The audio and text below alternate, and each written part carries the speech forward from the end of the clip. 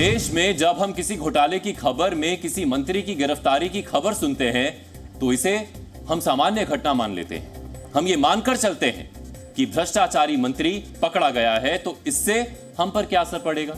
अक्सर लोग मानते हैं कि भ्रष्टाचार का आम लोगों पर सीधा असर नहीं पड़ता, लेकिन क्या आपने कभी सोचा है कि इस तरह के घोटालों में जब कानूनी कार्रवाई होती है तो इससे उन सभी लोगों पर असर पड़ता है जो कहीं ना कहीं इससे जुड़े होते हैं, भले ही वो भ्रष्टाचार के लाभार्थी हो या ना हो। पश्चिम बंगाल में हुआ शिक्षक भर्ती घोटाला इसका सबसे बड़ा उदाहरण है।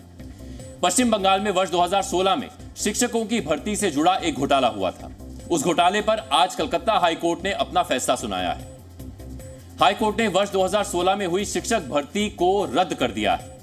कोर्ट ने इस भर्ती परीक्षा के बाद मिली नौकरियों की नियुक्तियों को भी रद्द कर दिया है। सिर्फ यही नहीं, करीब 4-5 वर्षों से शिक्षक बनकर सैलरी ले रहे शिक्षकों को भी अपनी सैलरी वापस करने के निर्देश दिए गए हैं। सैलरी के अलावा इन शिक्षकों को इस रकम पर 12% के सालाना ब्याज लगाकर पैसा वापस लौटाना होगा। यानी वो सभी लोग जो घोटाले की वजह से नौकरी पा चुके थे, उनकी नौकरियां छिनने वाली हैं। अब चाहे इसमें रिश्वत देकर नौकरी हासिल करने वाले लोग हों या फिर योग्यता के आधार पर नौकरी पाने वाले। सिर्फ इतना ही नहीं, नियुक्ति पाने वालों को एक अच्छी खासी रकम भी चुकानी पड़ेगी। जिस भर्ती परीक्षा में घोटाले की बात हम कर रहे हैं वो West Bengal school service commission आयोजित करवाता है। वर्ष 2016 की शिक्षक भर्ती के लिए 23 लाख उम्मीदवारों ने किस्मत आजमाई थी। WBSSC ने 24,640 पदों के लिए परीक्षा आयोजित की थी। आपको हैरानी होगी यह जानकर कि परीक्षाओं के बाद 25,753 परीक्षार्थियों को नौकरियों के अपॉइंटमेंट लेटर्स दिए गए थे। यानी करीब 1,113 अतिरिक्त नौकरियां बांट दी गई थी, जो तय सीमा से कहीं ज्यादा थी। सिर्फ यही नहीं, इसमें कई और अनियमितताएं भी थी। एक ऐसा घोटाला जिसमें मुख्य आरोपी जेल में है, बावजूद इसके कोर्ट के एक फैसले से 25,000 से ज्यादा लोगों की नौकरियां जाने वाली हैं। आप इसे इस तरह भी देख सकते हैं कि घोटाले से हुई नियुक्तियां रद्द होने से करीब 25,000 से ज्यादा परिवारों को झटका लगा है। अगर हम हर 6 लोगों का एक परिवार मान लें तो करीब 1.5 लाख लोगों पर इस घोटाले का असर पड़ा है। वो सभी परिवार घोटाले की वजह से सड़क पर आ गए हैं। घोटाला चाहे कोई भी हो, इसमें अगर मास्टरमाइंड की गिरफ्तारी हुई है तो यह मानकर चलिए कि उसका असर उन लोगों पर भी पड़ सकता है जो किसी ना किसी प्रकार से घोटाले के लाभार्थी रहे हैं। कलकत्ता हाईकोर्ट ने पश्चिम बंगाल के शिक्षक भर्ती घोटाले से हुई नियुक्तियों को अवैध मानते हुए उन सभी शिक्षकों को अवैध माना है जिन्होंने ये परीक्षा पास करके नौकरी हासिल की थी। हाईकोर्ट ने WBSSC को नई नियुक्ति प्रक्रिया शुरू करने के निर्देश दिए हैं। कलकत्ता हाईकोर्ट का division bench justice Devanshu Basak and justice Sabbar Rashidi का डिवीजन बेंच 2016 का जो सिलेक्शन प्रोसेस हुआ है, group C, group D, 9, 10, 11, 12 conducted by West Bengal school service commission, उसको पूरा कैंसिल कर दिया है और डायरेक्शन दिया है कि फ्रेश प्रोसेस होगा। इसमें टेंडर प्रोसेस जो है पूरा फॉल्स टेंडर प्रोसेस हुआ था। हाईकोर्ट के आदेश में सूद समेत सैलरी वापस करने का आदेश भी है। लोगों को 4 से 5 वर्षों की यानी करीब 60 महीनों की सैलरी ब्याज समेत वापस करनी है। सोचिए, अगर आपको यह करना पड़ता तो आपकी स्थिति कैसी होती। शिक्षक भर्ती में जिन शिक्षकों की नियुक्ति हुई है उनमें क्लास 9वीं और 10वीं को पढ़ाने वाले शिक्षकों को 40,000 रुपए महीना मिलते हैं। यानी 40,000 के हिसाब से 5 वर्षों की कमाई 24 लाख रुपए होती है। यह रकम वापस करनी पड़ेगी। इसी तरह से क्लास 11वीं और 12वीं को पढ़ाने वाले शिक्षकों को 50,000 रुपए महीना मिलते हैं। यानी 50,000 के हिसाब से 5 वर्षों की कमाई हुई 30 लाख रुपए। यह रकम भी लौटानी होगी। इतना ही नहीं, सैलरी की इस रकम पर ब्याज भी जोड़ा जाएगा जो करीब 2.5 से 3.5 लाख रुपए तक होगा। शिक्षक भर्ती घोटाले के लाभार्थी शिक्षकों की नौकरी अब जाने वाली है और उन्हें आर्थिक चोट अलग से लग रही है। विडंबना यह है कि इन 4-5 वर्षों में ये लोग भविष्य की योजनाएं बना चुके होंगे। किसी ने होम लोन लिया होगा, कुछ ऐसे होंगे जो फाइनेंशियल प्लानिंग कर चुके होंगे और बहुत से लोग तो बच्चों की पढ़ाई का खर्च भी उठा रहे होंगे। इन सभी को लगा होगा कि घोटाले की जांच या उस पर आने वाले फैसले का उन पर कोई असर नहीं पड़ेगा, लेकिन कोर्ट ने अपने फैसले से बता दिया कि किसी घोटाले का सीधा असर आम लोगों पर भी पड़ सकता है। कोर्ट के ऑर्डर से मेरा नकली मिला था। जो कुछ नॉन जॉइनिंग सीट थे वो सिंगल बेंच जस्टिस गांगुली का बेंच था, वो उस बेंच से मेरा नकली मिले थे। ये लीगल मतलब कोर्ट द्वारा ही नकली मिला थे। तो अभी जो डिवीज़न बेंच का जो ऑर्डर आया, इसलिए थोड़ा हताश लग रहा है। जो उसके बाद अगर ये ऑर्डर बहाल रहेगा तो क्या होगा देखा जाए। 2022 में जो सुपरन्यूमरी पोस्ट किए थे उसमें ही तो जो कैबिनेट मेमोरेंडम था उसमें ही लिखा हुआ था जो इलीगल वे से जो नौकरी मिला उसको रहकर लीगल कैंडिडेट को नौकरी देंगे, ये सरकार बोल रहे थे। एक कॉन्स्टिट्यूशनल कोर्ट ये कैसे सहमत हो सकता है उसकी जो एफिडेविट से।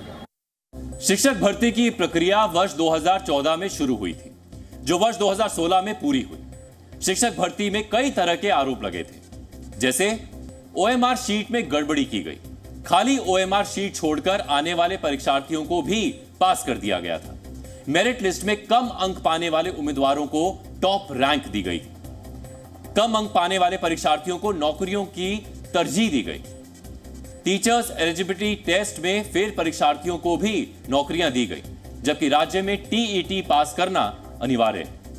नौकरी के लिए 5 लाख से 15 लाख रुपए तक रिश्वत दी गई। हाईकोर्ट का फैसला आने के बाद वो लोग खुश हैं जिन्होंने अनियमितताओं की शिकायत की थी। ये वही लोग थे जो अच्छे अंक पाने के बावजूद नौकरियां नहीं ले पाए थे। हम लोगों को जब जो मांग था कि जो लोग करप्शन करके नौकरी जिसको मिला उसको नौकरी से हटाया जाए, वो आज हुआ। 25,738 लोगों को नौकरी से हटाया गया, जो लोग इलीगल तरीके से नौकरी जिसको मिला था। तो उस नज़रिए से हम खुश हैं, लेकिन हमारा जो मांग था दूसरी तरफ की, हमारा जो नियुक्ति, हमारा रिक्रूटमेंट, उसके ऊपर कोई विचार जजमेंट नहीं आया। तो इस लिहाज से हम लोग थोड़ा नाखुश है। आशा हम लोग को करना ही पड़ेगा। अगर आशा नहीं करते तो आज इतने लंबे दिनों तक आज यहाँ बैठे नहीं होते, ये दुर्नीति बाहर निकल के नहीं आ पाता। यहाँ पर वेरियस टाइप्स ऑफ यहाँ पर मैनिपुलेशन हुआ है। ओएमआर मैनिपुलेशन, एसएमएस से नियोग, इंटरव्यू में नियोग, एग्जाम नहीं दिया वो लोग आज नौकरी कर रहे हैं और हम लोग जेन्युइन होकर विक्टिमाइज हुए। शिक्षक भर्ती घोटाले के आरोपों के बाद से ही पश्चिम बंगाल की ममता बनर्जी सरकार सवालों के घेरे में आ गई। दरअसल वर्ष 2014 से 2021 तक पश्चिम बंगाल के शिक्षा मंत्री थे पार्थ चैटर्जी। पार्थ चैटर्जी ममता बनर्जी के काफी करीबी माने जाते हैं, लेकिन जब इस मामले की आंच ममता बनर्जी सरकार पर आने को लगी, तब ममता ने पार्थ चैटर्जी को मंत्री पद से हटा दिया। वर्ष 2022 में सीबीआई ने पार्थ चैटर्जी से पूछताछ की थी। जांच के दौरान सीबीआई को मनी लॉन्ड्रिंग के संकेत मिले थे। मनी लॉन्ड्रिंग के संकेत मिलने के बाद ईडी ने भी जांच शुरू कर दी थी। जुलाई 2022 में ईडी ने पार्थ चैटर्जी और उनके करीबियों के 18 ठिकानों पर छापेमारी की थी। पार्थ चैटर्जी की करीबी अर्पिता मुखर्जी के ठिकानों से करीब 48 करोड़ रुपए कैश और कई किलो सोना मिला था। 23 जुलाई को ईडी ने पार्थ चैटर्जी को शिक्षक भर्ती घोटाले मामले में गिरफ्तार कर लिया था। ईडी की छापेमारी में मिली रकम और सोने चांदी की तस्वीरों ने पूरे देश को हैरान कर दिया था।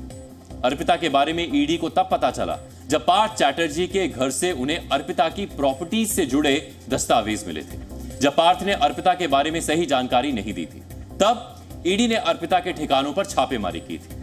अर्पिता के 2 ठिकानों से 48 करोड़ रुपए कैश के अलावा 4.5 किलो सोना मिला था, जिसमें 1-1 किलो की 3 ईंट थी। पार्थ चैटर्जी ने अपनी गिरफ्तारी के दिन भी जमकर खेला किया था। गिरफ्तारी के समय वो व्हील चेयर पर बैठकर आते हुए दिखाई दिए थे। उस वक्त ऐसा जताने की कोशिश की जा रही थी कि केंद्रीय एजेंसियां जानबूझकर ममता बनर्जी के मंत्रियों पर दबाव डाल रही हैं। लेकिन ईडी और सीबीआई की कार्रवाई ने सारे आरोपों को निराधार साबित किया है। आज कलकत्ता हाई कोर्ट के फैसले ने ममता बनर्जी सरकार को भी बैकफुट पर ढकेला है। वो पार्थ चैटर्जी का पक्ष लेने की स्थिति में भी अब नहीं। এই অর্ডারটা বেআইনি অর্ডার, সেই জন্যই চ্যালেঞ্জ করে বলছি। অর্ডারটাকে আমি জাজকে বলছি না, অর্ডারটাকে বলছি বেআইনি অর্ডার। আমরা এটা নিয়ে উচ্চ আদালতে যাচ্ছি। আমিও বলে রাখি, আমরাও লড়ে যাব, লড়াই করব। যাদের কথা বলা হয়েছে চাকরি বাতিল করা হলো, চিন্তা করবেন না, হতাশ হবেন না, কেউ জীবনের ঝুঁকি নেবেন না। আমরা সবাই আপনাদের পাশে আছি এবং যতদূর লড়াই করার আমরা লড়াই করব। इस राय के बाद स्टेट गवर्नमेंट को रिजाइन करना चाहिए। क्यों ना, ये स्टेट गवर्नमेंट स्पॉन्सर्ड स्कैम है। देखिए आज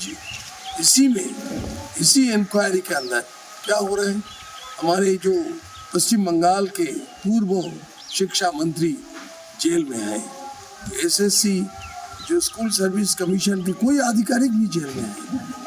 तो इसके लिए स्टेट गवर्नमेंट को रिजाइन करना ही पड़ेगा।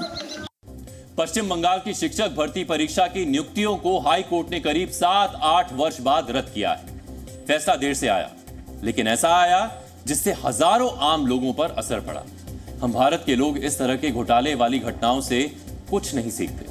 ये पहली बार नहीं है जब देश में भर्ती घोटालों का असर हजारों आम नागरिकों की नौकरियों पर पड़ा है। वर्ष 2000 में हरियाणा की ओम प्रकाश चौटाला सरकार में रिश्वत लेकर 3208 जूनियर बेसिक टीचर्स की भर्ती की गई थी। शिक्षा विभाग के एक अधिकारी ने इस मामले में शिकायत दर्ज करवाई। सीबीआई जांच के बाद वर्ष 2013 में ओम प्रकाश चौटाला और उनके बेटे अजय चौटाला को दोषी माना गया और 10-10 वर्ष की सजा सुनाई गई थी। इसके बाद वर्ष 2014 में पंजाब हरियाणा हाईकोर्ट ने इस घोटाले में हुई करीब 2800 शिक्षकों की भर्ती को रद्द कर दिया था। इसी तरह से असम में वर्ष 2014 में असम पब्लिक सर्विस कमीशन परीक्षा आयोजित की गई थी। इसमें भी अनियमितताओं के आरोप लगे थे। इसमें जिन लोगों की नियुक्तियां हुई थी वो लोग रिश्वत देने के आरोप में जेल में बंद हैं। इसके अलावा कुछ घोटाले ऐसे हैं जिनकी अभी तक जांच चल रही है। इसमें क्या फैसला आएगा किसी को नहीं पता। नियुक्तियां रहेंगी या रद्द कर दी जाएंगी ये भी फिलहाल कोई नहीं जानता। वर्ष 2022 में राजस्थान के अंदर राजस्थान पब्लिक सर्विस कमीशन की शिक्षक भर्ती परीक्षा का पेपर लीक हो गया था। इसकी जांच जारी है। वर्ष 2021 में राजस्थान में ही पुलिस भर्ती घोटाला हुआ। इसमें 670 लोगों को सब इंस्पेक्टर पद पर नौकरियां मिली थी। फिलहाल 15 सब इंस्पेक्टर्स पर जांच चल रही है, जिसमें टॉपर्स भी शामिल हैं। वर्ष 2023 में मध्य प्रदेश में पटवारी भर्ती परीक्षा में घोटाला हुआ था। इसमें भी अनियमितताओं के आरोप लगे थे। स्थिति यह थी कि प्रदेश के टॉप 10 में से 7 टॉपर्स एक ही कॉलेज के थे। इन परीक्षाओं में नकल करवाने और रिश्वतखोरी के आरोप लगे थे। इस मामले की भी जांच चल रही है। वर्ष 2021 में कर्नाटक में 545 सब इंस्पेक्टर पद के लिए परीक्षाएं हुई थी। इन परीक्षाओं में पेपर लीक का आरोप लगा था। इन परीक्षाओं को भी रद्द कर दिया गया था। इसमें 50 से ज्यादा परीक्षा देने वाले छात्रों के खिलाफ रिश्वत देने का मामला दर्ज किया गया था। इस मामले की भी जांच चल रही है। ये आंकड़े बताते हैं कि भर्तियों के घोटाले में शामिल होना खतरे से खाली नहीं है। जो लोग सरकारी नौकरियों के लालच में लाखों रुपए रिश्वत के तौर पर देते हैं, उन्हें यह पता होना चाहिए कि घोटाले का खुलासा होने पर नौकरियां भी जा सकती हैं और सैलरी के तौर पर जो पैसा मिला है वो भी ब्याज समेत लौटाना पड़ सकता है। यानी इस तरह का नुकसान रिश्वत देकर नौकरी हासिल करने वालों का ही है। हम तो यही कहेंगे कि मेहनत का कोई तोड़ नहीं है और योग्यता आपको कभी पीछे नहीं रहने देती है। इसीलिए मेहनत करके योग्य बनना ही नौकरी पाने का एकमात्र ईमानदार रास्ता है। Zee News.